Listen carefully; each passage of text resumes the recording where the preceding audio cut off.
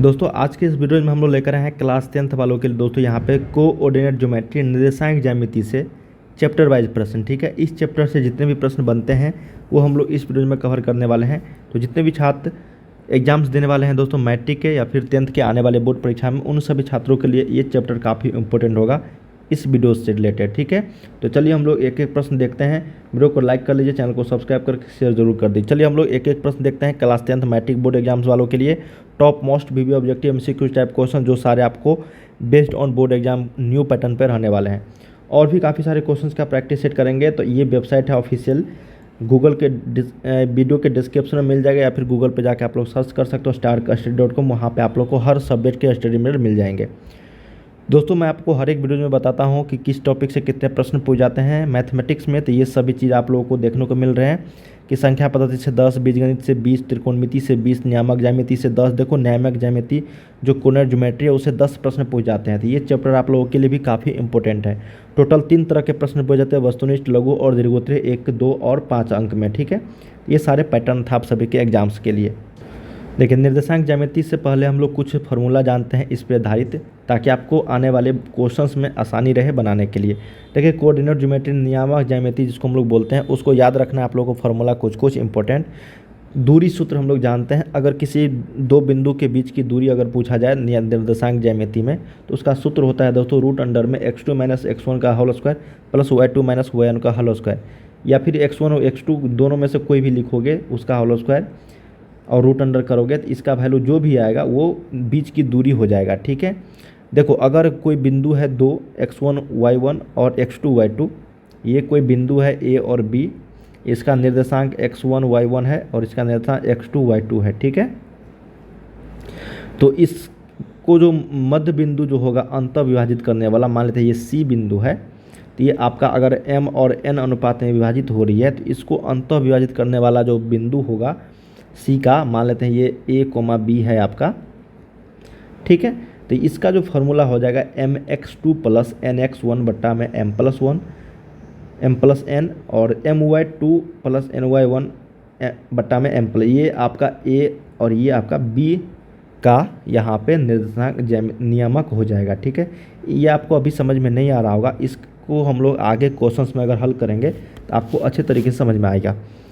Third number प्रश्न है, formula है दोस्तों, यदि a का मान x1, y1 और b का मान x2, y2 हो तो ab का मध्य बिंदु, देखिए अगर कोई बिंदु है यहाँ पे ab, ठीक है, और इसका अगर मध्य बिंदु बोला जाए मान लेते हैं c है, तो c का मध्य बिंदु यहाँ पे c का नियामक निकालने के लिए हम लोग को, ठीक है, ये फार्मूला लगाना है x1 plus x2 by 2, y1 plus y2 by 2। ये मान लेते हैं ये अगर x, y है, इसका मध्य बिंदु का निर्देशांक, तो ये हो जाएगा x और ये हो जाएगा y।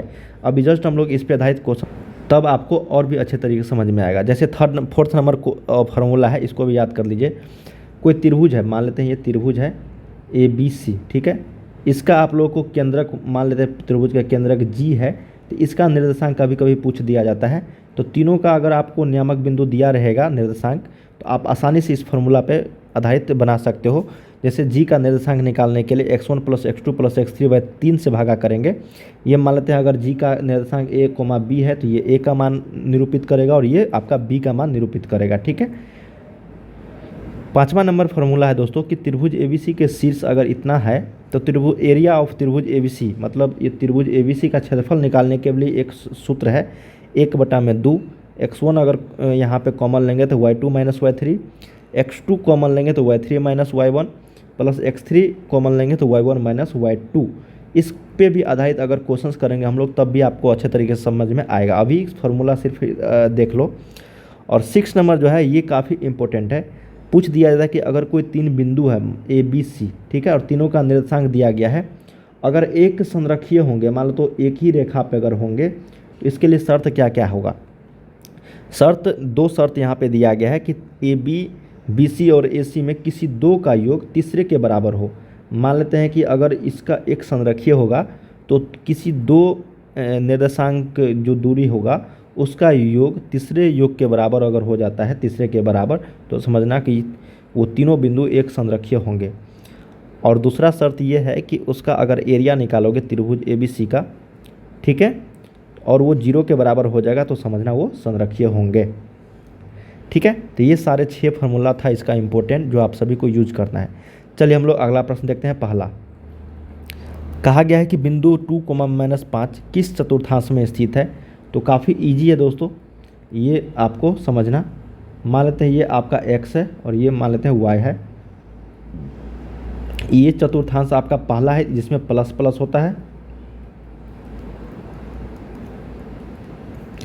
ये आपका दूसरा है जिसमें आपको माइनस और प्लस होता है। इस तीसरा में आपको माइनस माइनस होता है और चौथा में आपका प्लस और माइनस होता है। ठीक है, हमेशा आपको ये जो प्लस जो है स्टार्टिंग में ये x और y को निरूपित करेगा। पहले x उसके बाद y, पहले x उसके बाद y। तो यहाँ पे ये x जो है 2 है और y जो है -5 है। तो ये बताओ किस चतुर्थांश में स्थित है। तो पहले प्लस उसके बाद माइनस, देखो पहले प्लस उसके बाद माइनस किस में है, तो ये चतुर्थांश चौथा वाला में है। ठीक है, फोर्थ चतुर्थांश में है। तो ऑप्शन नंबर क्या हो जाएगा यहाँ पे डी, फोर्थ। सेकेंड नंबर प्रश्न है कि y अक्ष से बिंदु 7,3 की जो दूरी होगी वो कितनी होगी। देखिए इसमें कई सारे छात्र जो है फंसते हैं। अगर y अक्ष से पूछ दिया जाए कभी कभी और x अक्ष से पूछ दिया जाए तो आपको बताना चाहूँगा यहाँ पे, देखो समझ लो अच्छे तरीके से। ठीक है, ये x और ये y है। तो ये 7,3 जो बिंदु है, तो 7 जो है निरूपित करेगा x को और 3 जो है निरूपित करेगा किसको, y को। तो इसको निर्देशांक हम लोग 9th क्लास में देखे होंगे, समझते होंगे कि ये आपका जो बिंदु है, मान लेते ये a बिंदु जो है ये आपका 7,3 है। ठीक है, पूछ दिया है कि y अक्ष से दूरी, इसको निर्देशांक आपको 0 मान लेना है। यहाँ पे ये नियामक यहाँ पे जो करता है मूल निर्देशांक हम लोग जिसको बोलते हैं, इसका 0,0 होता है। अब देखो यहाँ पे जो ये a जो मान दिया गया 7,3 a का निर्देशांक, पूछ दिया है y अक्ष से बिंदु। y अक्ष से बिंदु का मतलब क्या हुआ, यहाँ से बिंदु, यहाँ से दूरी। और x अक्ष से दूरी अगर पूछा जाएगा तो x अक्ष से यहाँ इसकी दूरी हो गया। ठीक है, तो आपको जब भी पूछा जाएगा y अक्ष से अगर पूछा जाएगा तो आपको किसका मान बताना है, x का मान। तो x का वैल्यू कितना है, 7। इसको समझ लो एक बार और अच्छे तरीके से कि अगर y अक्ष से बिंदु अगर बोला जाए, y अक्ष से बिंदु की दूरी, तो आपको बताना है x का मान। अगर आपको x अक्ष से दूरी पूछा जाए तो किसका मान बताना है, y का मान बताना है। ठीक है, तो y अक्ष से बिंदु की दूरी यहाँ पे पूछा जाए तो x का मान कितना है, ये x और ये y है, तो x का वैल्यू कितना है, 7 है। अगर x अक्ष से पूछा जाता इसी में तो ये 3 हो जाता है। ये क्या हो जाता है, 3 हो जाता है, ये x अक्ष से दूरी। आने वाले क्वेश्चंस में और भी अच्छे तरीके से समझेंगे हम लोग। इसका आंसर जो है बी हो जाएगा यहाँ पे 2 का। देखिए थर्ड नंबर प्रश्न है कि मूल बिंदु से -5,5 की दूरी क्या है। जब भी मूल बिंदु से पूछा जाएगा तो मान लेते हैं ये आपका x है, ये y है और ये आपका क्या है, मूल बिंदु है। -5 और 5 किस चतुर्थांश में है दोस्तों, तो ये आपका सेकेंड चतुर्थांश में है। तो चलिए यहाँ पे मान लेते हैं ये a बिंदु है, -5,5।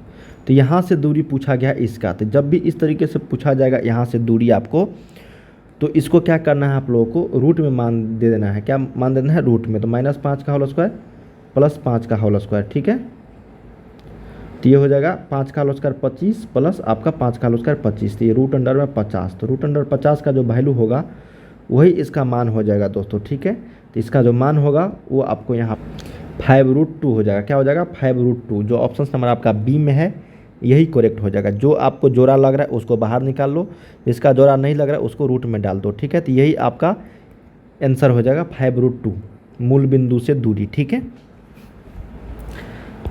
चलिए फोर्थ नंबर प्रश्न देखते हैं। कहा गया है कि बीच की दूरी, देखो ये दूरी फार्मूला से हम लोग निकालेंगे इसको। मान लेते ये बिंदु P है और ये Q है, ये 2,3 है और ये आपका Q जो है 4,1 है। तो बीच की दूरी हम लोग निकाल सकते हैं इसको फार्मूला से, रूट अंडर में x2 - x1 या फिर x1 - x2। तो 2 में से 4 अगर -2 जाएगा तो -2 का होल स्क्वायर, 3 में से 1 गया तो 2 का स्क्वायर। ठीक है, मैं डायरेक्ट लिख दिया हूँ यहाँ पे 2 का स्क्वायर 4, 2 का स्क्वायर 4। तो ये रूट अंडर 8, ये 2√2 हो जाएगा। इसका वैल्यू क्या हो जाएगा, 2√2। ठीक है, 4 का बी।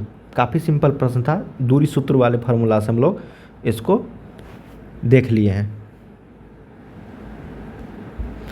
अगला है 5th नंबर कि यदि कोई बिंदु ए y अक्ष के दाईं ओर 5 इकाई दूरी पर x अक्ष पर स्थित हो तो a के निर्देशांक क्या होंगे। क्या प्रश्न है दोस्तों, यदि कोई बिंदु a y अक्ष के दाईं ओर, देखो इसको हम लोग समझते हैं।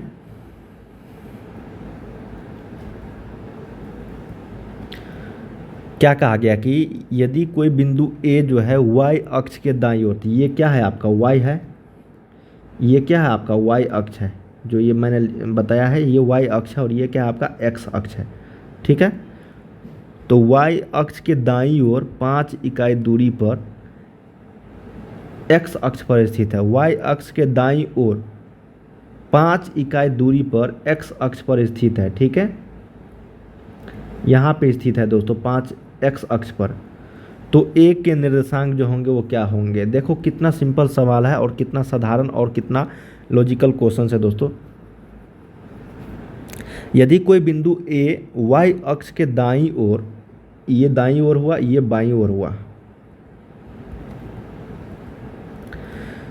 5 इकाई दूरी पर, तो चलिए 5 इकाई दूरी यहाँ से लेकर यहाँ तक हो गया y अक्ष से, x अक्ष पर स्थित है, मतलब x अक्ष पर स्थित है वो a वाला बिंदु, तो a के निर्देशांक क्या होगा 5,0 होगा। कितना सिंपल प्रश्न था। इसी में कई सारे छात्र जो है गलती करते हैं दोस्तों, और कई सारे क्वेश्चंस दोस्तों इस तरीके के आप सभी के एग्जाम्स में आते रहे हैं। ठीक है, अगर किसी भी तरह का दिक्कत है तो ज़रूर कमेंट्स करके बताना मुझे, और भी अच्छे तरीके से बता दूंगा। चलिए 6 नंबर प्रश्न देखते हैं कि यदि बिंदुओं a 6,5 और b जो है 4,y को मिलाने वाली रेखाखंड का मध्य बिंदु x,6 हो तो y का मान क्या होगा। बहुत सिंपल है, a है, b है, ये 6,5 है और ये 4, आपका y है, ये मध्य बिंदु c है। ठीक है, कितना है x,6,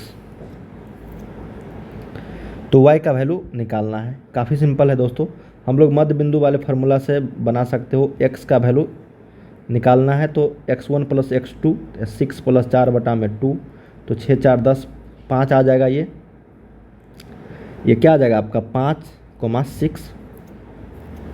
अब हम लोग निकालते हैं दोस्तों y का वैल्यू, तो y का वैल्यू यहाँ पे 6 ऑलरेडी दिया गया है और ये 5 + y/2, तो ये 6 दूनी क्या हो जाएगा, इधर जाएगा तो ये 6 दूनी 12 हो जाएगा। तो और y का वैल्यू यहाँ पे 12 में से 5 अगर घटाएंगे तो ये हो जाएगा 7।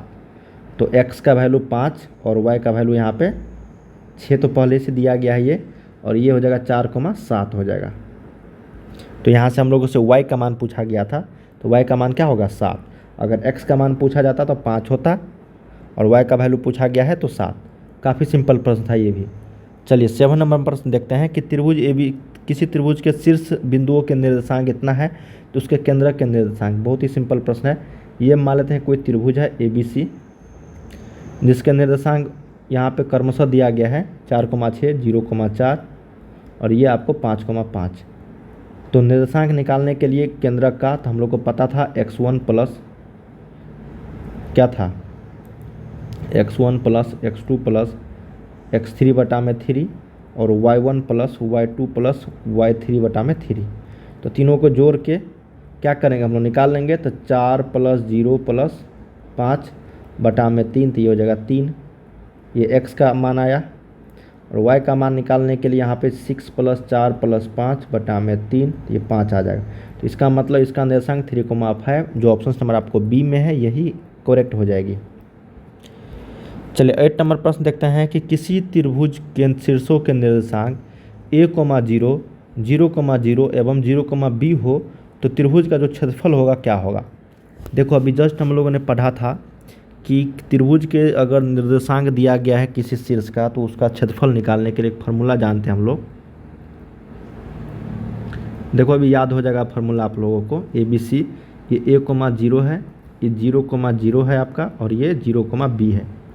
इसका एरिया निकालना है, एरिया ऑफ त्रिभुज ABC का। ठीक है, क्षेत्रफल निकालना है हम लोगों को, क्या होगा मान। तो देखो यहाँ पे क्षेत्रफल बराबर लिखेंगे 1/2